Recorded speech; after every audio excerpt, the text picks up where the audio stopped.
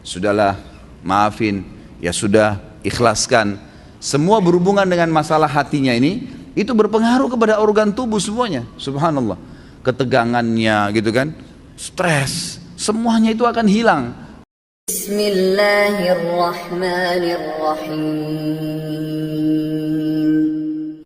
Pada pembagian ibadah, kita bicara masalah hati, yang kita sudah tahu hadis Nabi SAW yang berbunyi, di dalam jasad seseorang manusia ada gumpalan darah. Kalau dia baik, maka akan baik semuanya, dia seperti rajanya. Dan kalau dia buruk, maka akan buruk semuanya. Itulah hati seseorang. Ulama membahas panjang lebar hadis ini, bahwasanya yang dimaksud dengan hadis ini adalah bagaimana hati yang diisi dengan dosa itu akan merusak seluruh anggota badannya. Seluruh anggota badannya. Jadi kalau misal ada satu saja penyakit hati, apa saja sifatnya, baik itu riya kah, iri dan dengki kah, apa saja, maka dipastikan itu akan merusak anggota tubuh dia. Artinya dari sisi penampilannya pun akan terganggu. Mukanya, paras wajahnya akan berubah. Orang yang biasa iri dan dengki, wajahnya beda dengan orang yang hatinya nggak ada penyakit iri dan dengki. Beda. Memang ada cahaya-cahaya keimanan di situ di wajahnya. Tentu ini bahasanya besar kalau saya ingin bahas juga hubungkan dengan masalah ibadah.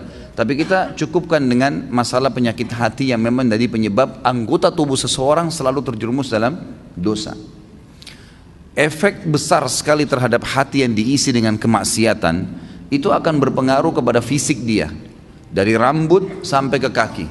Subhanallah, pada saat ulama hadis dengan pekahnya menjelaskan kenapa Nabi SAW pada saat meninggal, mohon maaf ini kalau teman-teman yang punya uban, gitu kan?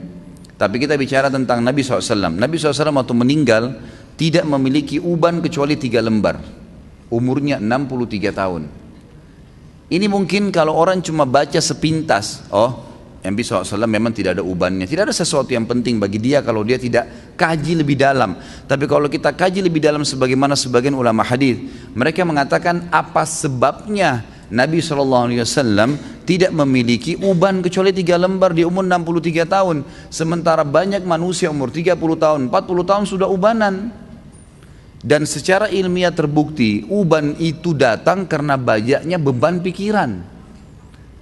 Kalau tidak, maka ada kesalahan teknis dari penggunaan zat-zat ilmiah di rambutnya. Itu mungkin. Jadi kalau kayak sekarang gonta-ganti sampo mungkin atau apa saja itu juga bisa jadi pemicu. Tapi umumnya orang yang selalu beban pikirannya banyak, apalagi kalau berhubungan dengan penyakit hatinya, iri dan dengki, selalu hasut dengan orang, kok bisa ya dia dapat jabatan, kok bisa ya dia punya mobil, kok bisa ya dia punya istri seperti itu, suami seperti itu ubannya luar biasa tuh. Mohon maaf kalau yang punya uban ya. Saya bukan menyinggung. Tapi ini sebuah penelitian ilmiah. Kenapa Nabi SAW seperti itu keadaannya, gitu kan? Ternyata ada penelitian yang dihubungkan dengan teknologi sekarang, itu berhubungan sekali. Nabi SAW dikatakan dalam hadis Bukhari oleh Aisyah radhiyallahu anha, Nabi SAW tidak pernah marah kecuali hukum Allah dilanggar. Kalau yang berhubungan dengan urusan dunia, nggak pernah beliau marah. Lebih banyak memaafkan. Sampai ada seorang sahabat datang mengatakannya, Rasulullah, saya punya kebun nih, pegawai saya banyak, sering buat salah. Yang kurma disortir salah sortirannya, yang diturunkan tunda waktunya, mestinya harus panen sekian banyak, ditunda besok dan seterusnya, banyak masalah nih. Berapa kali kami harus maafkan pegawai kami? Apa jawaban Nabi SAW? Maafkan mereka walaupun sampai 70 kali. Bukan keluarkan, pecat. Nabi SAW lebih lari kepada masalah memaafkan. Ternyata orang kalau lebih mendahulukan untuk sudahlah, maafin, ya sudah, ikhlaskan, semua berhubungan dengan masalah hatinya ini, itu berpengaruh kepada organ tubuh semuanya. Subhanallah, ketegangannya gitu kan, stres, semuanya itu akan hilang karena dia pelongkan. Dan saya sudah bilang ikhwah, dan akhwat rahiman rahimakumullah, dalam agama kita, kalau ada seseorang berbuat jahat dengan kita, jangan balas kejahatan dengan kejahatan.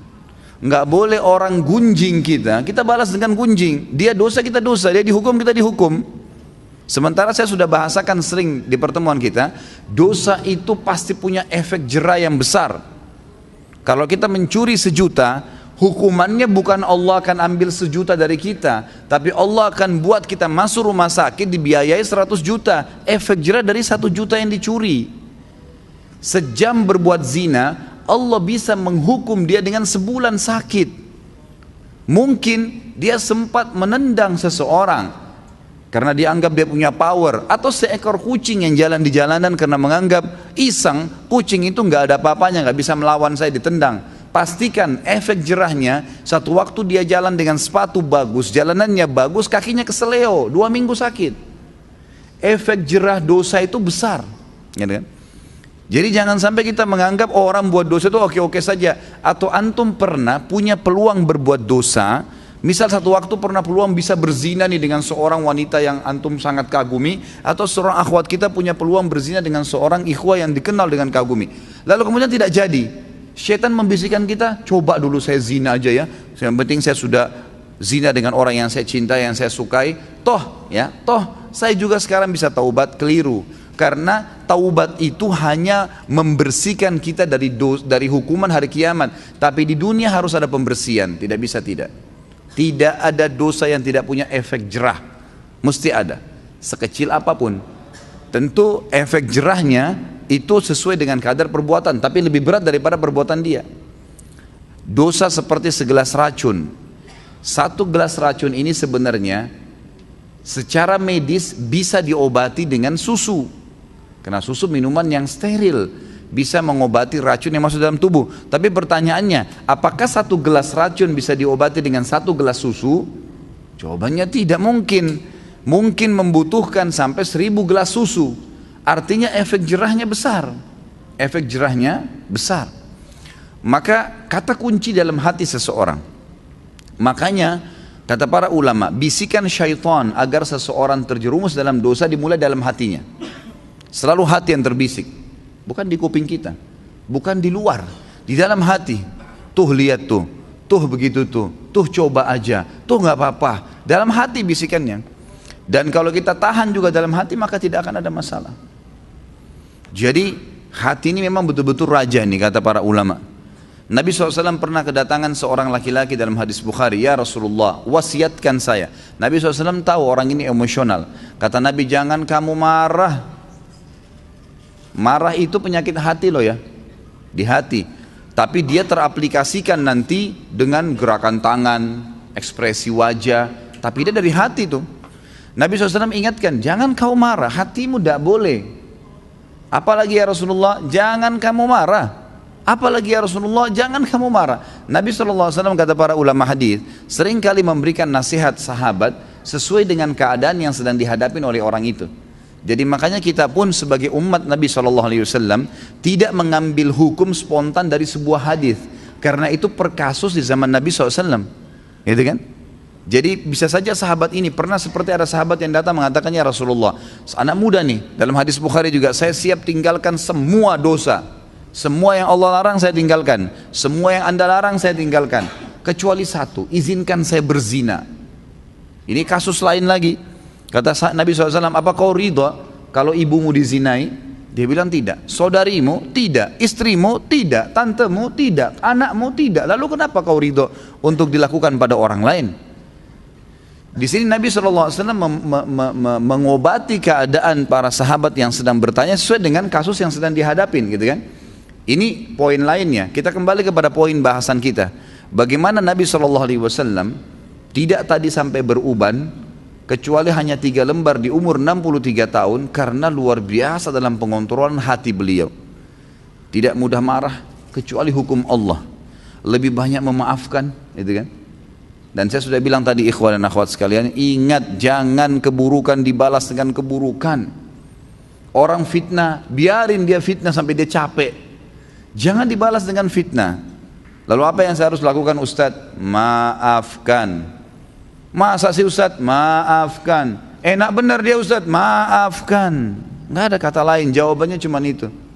Maafin. Baik. Lalu dia bagaimana? Sudah enak-enak berbuat fitnah saya, sebarin saya. Allah ada. Allah subhanahu wa ta'ala itu kita yakini sebagai orang beriman, sami', maha mendengar, basir, maha melihat, alim, maha mengetahui. Gak usah khawatir. Hukum yang telah Allah turunkan, setiap orang yang berbuat dosa pada Allah, dia kalau tobat Allah ampuni. Tapi kalau dosa berhubungan dengan hak makhluk, manusia, maka dia harus tobat kepada Allah dan meminta maaf kepada manusia yang dia buat salah. Gunjing, fitnah, mencuri, merusak nama baik. Jadi kalau kita begitu difitnah, langsung awalnya kita maafin, udah deh saya maafin. Allah mengatakan wal afina anin nas, hati kita steril kembali tuh. Kita mendapatkan pahala karena menjalankan perintah Allah dan Rasulnya, gitu kan? Dan dia selama dia dalam hukum Allah yang kita yakini, dia selama tidak minta maaf dengan kita, hukuman Allah tetap datang pada dia. Gak usah khawatir, gitu kan? Apa yang kita mesti khawatirkan? Toh dia akan dihukum sama Allah kok. Orang tadi yang menendang kucing dengan menganggap oh kucing ini nggak bisa buat apa-apa, pasti Allah SWT datangkan hukumannya. Jadi kalau antum tiba-tiba jalan baik-baik saja, sepatunya baru, jalannya bagus, tiba-tiba keseleo, coba muhasabah tuh. Biasanya kata ulama, Allah Subhanahu Wa Taala pada saat mendatangkan sebuah hukuman kepada seorang hamba, itu Allah lintaskan di benak dia dosa yang dia lakukan. Subhanallah. Misal ada orang tadi keselio, pada saat dia keselio, aduh sakit, itu terlintas pada saat itu atau beberapa saat setelah itu, apa yang menjadi penyebab dia keselio? Kalau dia jeli dia bisa tangkap tuh. Oh ternyata dulu pernah ada orang yang saya tendang nih, pernah mencuri sepatu, pernah apalah gitu kan, pelaku-pelaku yang dilakukan, maka datang hukuman tersebut. Orang kalau masuk rumah sakit tiba-tiba kemudian dirawat di rumah sakit selama 3 hari harus dirawat, demam berdarah atau penyakit apa saja ya. Kemudian dia pada saat sakit pastikan kalau dia peka, kalau dia kembali kepada Allah, dia bermuhasabah, ya Allah ini apa penyebab dosa saya bertobat sama kamu kalau seandainya ada perbuatan salah, itu pasti terlintas di benaknya apa penyebabnya tuh. Misal tiba-tiba dia teringat, oh dulu pernah dia minum khamar, oh dulu pernah dia buat sesuatu yang haram, terlintas tuh istighfar kepada Allah, itu kan, seperti itu. Jadi hati memang betul-betul dikatakan sini mahkota. Dan saya lupa ya, saya tidak tahu apa saya pernah sampaikan di pertemuan lalu atau sebelumnya tentang masalah bagaimana hati itu, teman-teman sekalian, betul-betul harus disterilkan. Seperti sebuah ruangan yang steril sekali, hati itu. Kalau hati ini antum buka seperti ruangan, sebuah ruangan, jendelanya terbuka, pintunya terbuka. Di dalam ruangan berserakan tulang-tulang bekas makanan, baju kotor, makanan-makanan yang sudah basi. Apa jadinya ruangan itu? Masuk serangga dan binatang enggak? Hah? Masuk enggak? Kok cuma ngangguk-ngangguk? Hah? Masuk kecoak, masuk nyamuk, masuk lalat, masuk burung, masuk anjing, beragam macam. Tapi kalau ruangan itu bersih, ditutup jendela dan kacanya, maka tidak akan ada masuk apa-apa. Bahkan tidak ada nyamuk seekor pun, gitu kan. Ruangannya bersih, steril, dipel, disapu, pasangin AC yang bagus, kacanya rapat, pintunya rapat, ada pewanginya, nyaman kita di situ. Ini kalau saya bahasakan seperti hati manusia. Kalau ada penyakit di dalam seperti banyaknya tulang-tulang bekas makanan tadi itu akhi dan ukhti, sedikit-sedikit antum hasut sama orang, sedikit-sedikit antum merasa kenapa orang ini lebih hebat dari saya, kenapa orang ini lebih gagah dan lebih cantik, kenapa orang ini begini, kenapa orang ini, terus dibawa dengan penyakit hati. Maka seperti hati tadi yang penuh dengan ruangan yang penuh dengan barang-barang yang rusak tuh, baunya nggak enak. Dan lebih parah lagi ada orang dijaga sama dia, penyakit hatinya itu dijaga, dibiarkan dengan cara juga pintu hatinya terbuka. Jadi dia tidak taubat kepada Allah, tidak ditinggalkan, maka setan-setan pada datang tuh, terus menerus datang. Maka harusnya memang ditutup, dirapiin, dipel, dibersihin, steril, kita akan nyaman di situ. Makanya Allah Azza wa Jalla mengatakan dalam Al-Quran, salah satu ciri orang yang akan selamat hari kiamat dengan mudah, bahkan saya bisa bahasakan selamat masuk surga tanpa hisab, Allah mengatakan illa man atallah biqalbin salim, orang yang datang kepada Allah hari kiamat dengan hati yang bersih, steril, nggak ada apa-apa di situ. Ingat, terus saya ulangi. Ingat ikhwan dan akhwat sekalian, jadikan sebagai peringatan bahasa ini. Jangan pernah siapkan musuh yang akan berhadapan dengan antum di hari kiamat. Dan yang kedua, jangan pernah beratkan timbangan dosa kita. Itu dua hal antum jaga. Sibukkan diri lawannya tuh, supaya punya teman yang bisa membantu memberikan syafaat hari kiamat tuh. Artinya berteman dengan orang-orang saleh, jangan orang-orang buruk. Jangan pernah punya masalah dengan orang lain. Sudahlah, gitu kan. Sangat luar biasa kita bersihkan hati itu. Dan juga yang kita sibukkan sehari-hari adalah amal soleh yang memberatkan timbangan amal soleh kita nanti hari kiamat. Jangan dosa yang justru bermasalah buat kita nanti di hari kiamat. Harusnya kita faham poin-poin seperti ini. Para ulama salaf dulu, mereka itu kalau berbicara ikhwah dan akhwat sekalian, mereka hanya mengucapkan kata-kata yang berbau nasihat, berzikir, membaca Al-Quran, atau menanyakan kabar orang lain. Berputar di 4 hal ini. Nggak ada yang lain. Nggak pernah gunjing, nggak pernah fitnah, nggak pernah menghina, nggak pernah kata kasar, nggak pernah. Kata Nabi SAW, laisal mu'minu bit-ta'ani walal la'an. Bukan sifatnya orang mukmin itu ta'an, suka mencaci maki orang, menuduh orang, menyalahkan orang lain, menghina dengan kata kasar dan seterusnya. Dan juga la'an, suka ya mendoakan keburukan bagi orang lain. Baik Ustaz, kalau ada orang kebetulan punya kelebihan di hadapan saya, jabatannya lebih bagus, fisiknya lebih sempurna, secara materi lebih mapan, lebih pintar, apa yang saya harus lakukan? Renungi hadis Nabi SAW yang berbunyi, manusia 4 tingkatan. Yang pertama, Allah berikan kepadanya ilmu dan harta.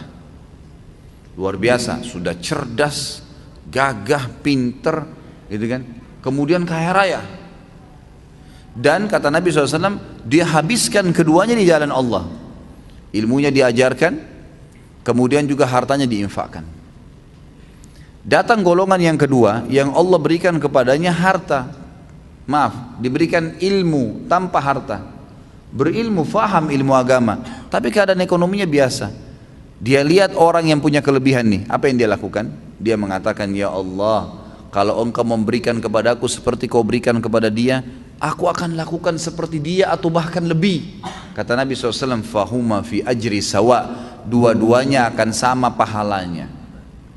Karena memang yang kedua ini nggak punya harta, maka dia hubungkan itu dengan tekad yang kuat, niat yang baik kepada Allah SWT. Kalau dia dikasih, dia akan lakukan. Allah dengan kemahaadilannya berikan.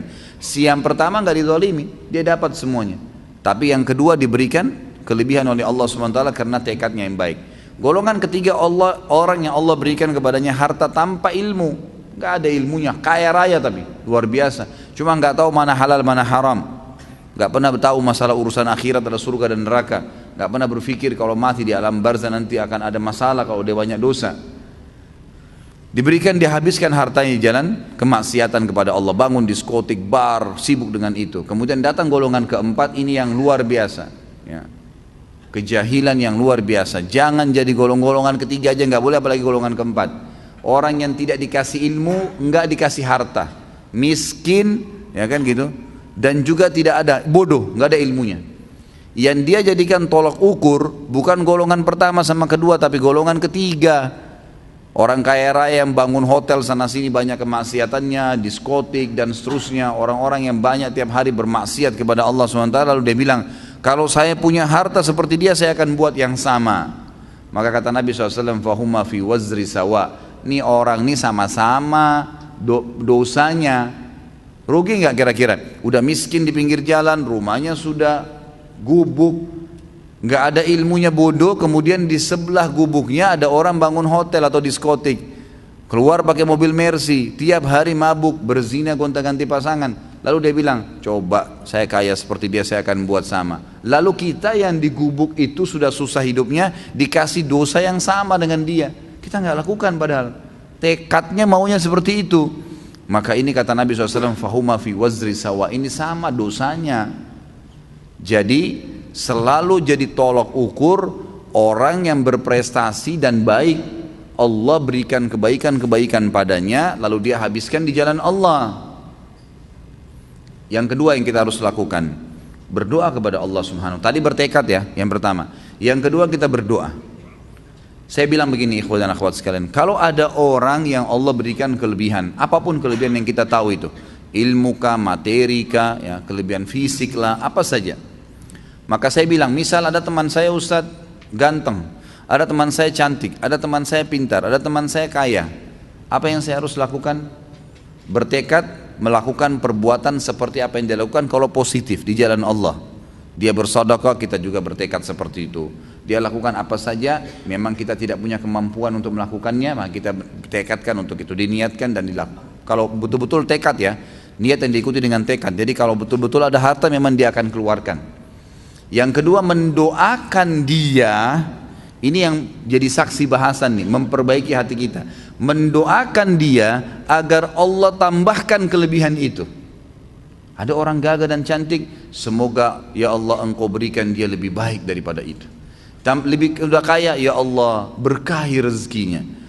Kalau dia sudah pintar, ya Allah berikan kepintaran tambahan. Loh kok bisa Ustaz? Dia udah kaya kok, dia udah gagah, dia udah cantik, dia udah pintar, ngapain saya doakan lagi? Dengarkan hadis Nabi SAW, hadis sahih riwayat Imam Muslim. Kata Nabi SAW, siapapun mendoakan saudaranya Muslim, maka di atas kepalanya malaikat berkata, walaka mithluhu walaka mithlu. Kau akan dapat sama, kau akan dapat sama. Artinya kita bilang ya Allah berikan dia kekayaan, sebenarnya kita sedang mendoakan diri kita sendiri, dan doa ini diaminkan oleh malaikat yang langsung berhubungan dengan Allah Azza wa Jalla. Artinya kita kalau lihat orang kaya, ya Allah berkahi ya Allah, kita sedang minta diberikan kekayaan, tambahkan kekayaan dia, kita minta tuh. Dan juga kata para ulama, dengan doa ini kalau Allah ijabah, maka selama mulai detik itu, selama dia ya, diberkahi hartanya lebih banyak, semenjak itu semua pengeluaran dia yang berbau pahala kita panen pahalanya, karena kita mendoakan. Jadi ada keterlibatan pahala ke dia, ada doa untuk kita pribadi. Itu kan luar biasa itu. Dan ini semua ujung-ujungnya sebenarnya untuk mensterilkan hati seseorang. Ya kan, otomatis kita jadi tidak hasu sama orang. Oh ternyata dia punya kelebihan, ya Allah sudah kasih, ya Allah berikan saya seperti dia, atau berkahi dia, gitu kan.